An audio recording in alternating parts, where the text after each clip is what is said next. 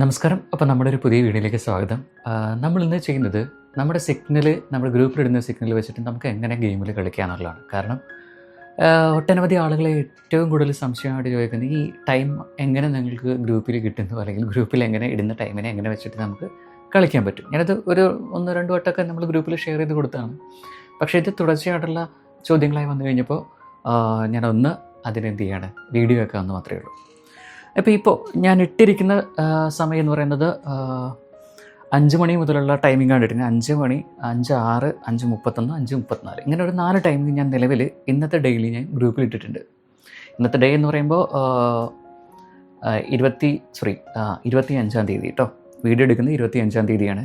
കാരണം കഴിഞ്ഞ പ്രാവശ്യം ഞാനൊരു വീഡിയോ സ്ട്രീം ചെയ്തിട്ട് കഴിയുമ്പോൾ അത് ഫേക്ക് ആണെന്നൊക്കെ പറഞ്ഞ ആളുകളുണ്ട്. കാരണം ഇത് റെക്കോർഡ് ചെയ്യുന്ന ഡേറ്റും സ്ട്രീം ചെയ്യുന്ന ഡേറ്റും രണ്ടായിരിക്കും. മീൻസ് ലൈവ് ടെലികാസ്റ്റിംഗ് അല്ല, പ്രീ റെക്കോർഡഡ് സാധനങ്ങളാണ് നമ്മൾ ഇടുക. കാരണം നമുക്കിവിടെ ലൈവ് ടെലികാസ്റ്റ് ചെയ്യാൻ പറ്റില്ല. അപ്പോൾ സപ്പോസ് ഇപ്പോൾ 5 മണിയുടെ ഒരു സിഗ്നൽ ഞാൻ ഗ്രൂപ്പിലിട്ടു എന്ന് വിചാരിക്കുക. അങ്ങനെയാണെങ്കിൽ അത് എപ്പോൾ കളിക്കണം? നോർമലി കളിക്കുന്നതിന് മുമ്പ് നിങ്ങൾ ആദ്യം എന്ത് ചെയ്യുക, ഈ നിങ്ങളുടെ ഗ്രാഫിൽ, അത് മീൻസ് നമ്മൾ കളിക്കുന്ന ഗെയിമിൻ്റെ ഹിസ്റ്ററി ഒന്ന് നോക്കുക. ഞാൻ എപ്പോഴും പറയാറുണ്ട്, ഹിസ്റ്ററി ഒന്ന് നോക്കുക. കാരണം നമ്മൾ 5 മണി എന്ന് പറഞ്ഞാൽ നിങ്ങൾ 5 മണിക്ക് കളിക്കാനായിട്ട് കയറരുത്.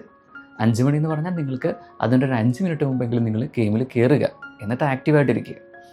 അതിനുശേഷം നിങ്ങൾ അപ്പോൾ നിങ്ങൾക്ക് കാണാൻ പറ്റും, നിങ്ങൾക്കൊരു 5, 8, 10 റൗണ്ടെങ്കിലും നിങ്ങൾക്ക് അവിടെ ഹിസ്റ്ററിയിൽ നിന്ന് കാണാൻ പറ്റും. ഹിസ്റ്ററിയിൽ നിന്ന് അങ്ങനെ കണ്ടു കിട്ടിക്കഴിഞ്ഞാൽ നിങ്ങൾക്ക് എന്ത് ചെയ്യാം, കൃത്യമായിട്ട് ഐഡൻറ്റിഫൈ ചെയ്യാൻ പറ്റും അവിടെ ഏതെങ്കിലും 10-ന് മുകളിലേക്കുള്ള ഷോട്ടുകൾ പോയിട്ടുണ്ടോ എന്ന്.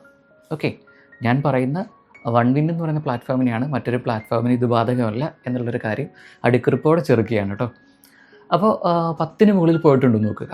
അങ്ങനെ 10-ന് മുകളിൽ പോയിട്ടുണ്ടെങ്കിൽ ഉറപ്പായിട്ടും ടൈമിൽ ഒരു 5 മുതൽ 10 മുതൽ 20 സെക്കൻഡ് വരെ അങ്ങോട്ടും ഇങ്ങോട്ടൊക്കെ വേരിയേഷൻ ഉണ്ടാകും. ഇപ്പോൾ ഇവിടെ പോയിക്കൊണ്ടിരിക്കുന്നത് 2.91 അവസാനിച്ചു.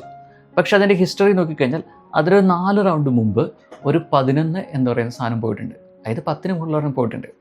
അങ്ങനെയാണെങ്കിൽ ഇതിന് ശേഷം വരുന്ന റൗണ്ടുകളിൽ ആ 10-ൻ്റെ എഫക്റ്റ് എന്തായാലും ബാധിക്കും. ഓക്കെ, ലോജിക്കലി സ്റ്റാറ്റിസ്റ്റിക്കലി അത് ബാധിക്കും, അല്ലെങ്കിൽ ഈവൻ ടൈം വെച്ചിട്ടാണെങ്കിൽ പോലും അത് ബാധിക്കും. അങ്ങനെ വരുമ്പോൾ ഒരു 10 സെക്കൻഡ് എപ്പോഴും മുമ്പ് സ്റ്റാർട്ട് ചെയ്യുന്നതായിരിക്കും ബെറ്റർ. ശരി, അങ്ങനെ അപ്പോൾ അടുത്ത ചോദ്യം വരും, അങ്ങനെ 10 സെക്കൻഡ് മുതൽ സ്റ്റാർട്ട് ചെയ്തു, ആ റൗണ്ട് തോറ്റാൽ എന്ത് ചെയ്യും? തോറ്റാൽ ഒന്നും ചെയ്യാനില്ല, നെക്സ്റ്റ് റൗണ്ട് നിങ്ങൾക്ക് ട്രൈ ചെയ്യാം. ഓക്കെ, കാരണം നമ്മൾ അഡ്വാൻറ്റേജ് എടുക്കുന്നത് ഒരു 10 സെക്കൻഡിലുള്ള വേരിയേഷൻ അഡ്വാൻറ്റേജാണ് നമ്മൾ എടുക്കുന്നത്. ചിലപ്പോൾ മുൻകൂട്ടി കയറി വരാം, അല്ലെങ്കിൽ 10 സെക്കൻഡ് കഴിഞ്ഞിട്ട് വരാം. അപ്പോൾ അതുകൊണ്ടാണ് അടുപ്പിച്ച് നമ്മൾ എന്ത് ചെയ്യുന്നത്, 2 റൗണ്ട് പ്ലേസ് ചെയ്യുന്നത്. ഒരു റൗണ്ട് 10 സെക്കൻഡിന് മുമ്പും ഒരു റൗണ്ട് 10 സെക്കൻഡിന് ശേഷവും. കാരണം ഞാൻ കഴിഞ്ഞ വീഡിയോ ഇട്ടപ്പോൾ ഈ 10 സെക്കൻഡിൻ്റെ കാൽക്കുലേഷൻ പലർക്കും മനസ്സിലായില്ല, അല്ലെങ്കിൽ എന്താണ് മീൻ ചെയ്യുന്നത് എന്നുള്ളത്. കാരണം ഇതിനു മുമ്പുള്ള വീഡിയോസൊക്കെ കാണാതെ നമ്മളൊരു വീഡിയോ മാത്രം കണ്ടാലുള്ള പ്രശ്നം അതാണ്. കാരണം ഇതിനു മുമ്പുള്ള വീഡിയോസിലെല്ലാം ഞാനിങ്ങനെ പല സാധനങ്ങളെയും ഒരു വീഡിയോയിൽ നിന്ന് അടുത്ത വീഡിയോയിലേക്ക് കണക്ട് ചെയ്തിട്ടാണ് പറയുന്നത്. അപ്പോൾ നിങ്ങൾക്ക് ഇത് കംപ്ലീറ്റ് ഒരു കോഴ്സായിട്ട് മനസ്സിലാവണമെങ്കിൽ ആദ്യം മുതലുള്ള വീഡിയോ കാണേണ്ടി വരും. ഇത് ഞാൻ ഖേദപൂർവ്വം ഓർമ്മിപ്പിക്കുകയാണ് കേട്ടോ.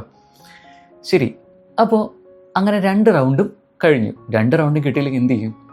സ്വാഭാവികമായിട്ടും നമ്മൾ 3ാമത് റൗണ്ട് ട്രൈ ചെയ്യണം. ആ 3ാമത്തെ റൗണ്ട് എവിടെ ട്രൈ ചെയ്യണം എന്നുള്ളതാണ് ഗ്രാഫ് അനാലിസിസ് എന്ന് പറഞ്ഞിട്ട് ഒരു വീഡിയോ ചെയ്തിട്ട് അവിടെ ഞാൻ ബ്ലോക്കുകളെ കുറിച്ച് പറഞ്ഞിട്ടുണ്ട്. അവിടെ ഞാൻ എങ്ങനെയാണ് നമ്മൾ റൗണ്ട് പ്ലേസ് ചെയ്യേണ്ടതിനെക്കുറിച്ചൊക്കെ വ്യക്തമായിട്ട് പറയുന്നുണ്ട്.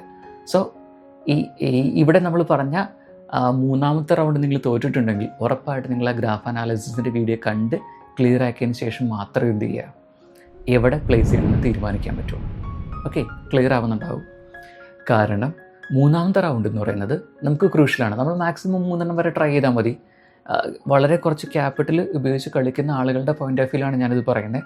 നമ്മൾ 10,000-ഉം അതിന് മുകളിലേക്ക് ഇടുന്ന ആളുകളെക്കുറിച്ചല്ല ചിന്തിക്കുന്നത്. ഞാൻ ചിന്തിക്കുന്നത് 300 മുതൽ മുകളിലേക്ക് കളിക്കുന്ന ആളുകളെക്കുറിച്ചാണ്. കാരണം നമ്മളെല്ലാവരും കളിച്ച് വളരുന്നത് അങ്ങനെയാണ്. അപ്പോൾ അതുകൊണ്ട് തന്നെ 3ാമത്തെ പ്ലേസ്മെൻറ്റ് അറിയണമെങ്കിൽ നിങ്ങൾ ആ വീഡിയോ കണ്ട് ക്ലിയർ ചെയ്യുക. അപ്പോൾ അങ്ങനെയാണ് ഞാൻ എൻ്റെ ഗ്രൂപ്പിൽ ഞാൻ ടൈം സിഗ്നലെല്ലാം സെറ്റ് ചെയ്തിരിക്കുന്നത്. പിന്നെ ഞാൻ ഓൾറെഡി പറഞ്ഞു, ഈ സിഗ്നൽസ് എല്ലാം ഞാൻ 24 മണിക്കൂർ മുമ്പ് കാൽക്കുലേറ്റ് ചെയ്യുന്നതാണ്. അതുകൊണ്ട് തന്നെ ഇത് വേരി ചെയ്യപ്പെടാം, 100% വേരി ചെയ്യപ്പെടാം എന്ന് തന്നെയാണ് പറയുക. പക്ഷേ ഇതുവരെയുള്ള എക്സ്പീരിയൻസ് വെച്ചിട്ട് എനിക്ക് തോന്നുന്ന ഗ്രൂപ്പിലുള്ള എല്ലാവരും എക്സ്പീരിയൻസ് വെച്ചിട്ട് വലിയ വേരിയേഷൻസ് ഒന്നും വന്നിട്ടില്ല. വന്നിട്ടുണ്ടെങ്കിൽ നിങ്ങൾക്ക് ധൈര്യമായിട്ട് ഈ വീഡിയോയിൽ നിങ്ങൾക്ക് കമൻറ്റ് ചെയ്യാം.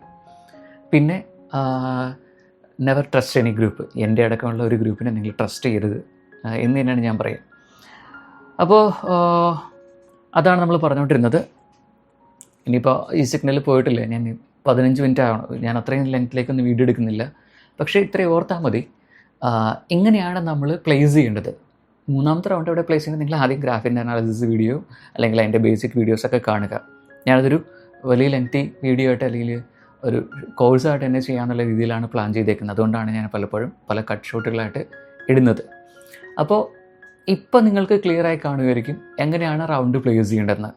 ഇനിയിപ്പോൾ ചോദിക്കാം, ലോസ് വന്നാൽ എമൗണ്ട് കൂട്ടണോ കുറയ്ക്കണോ?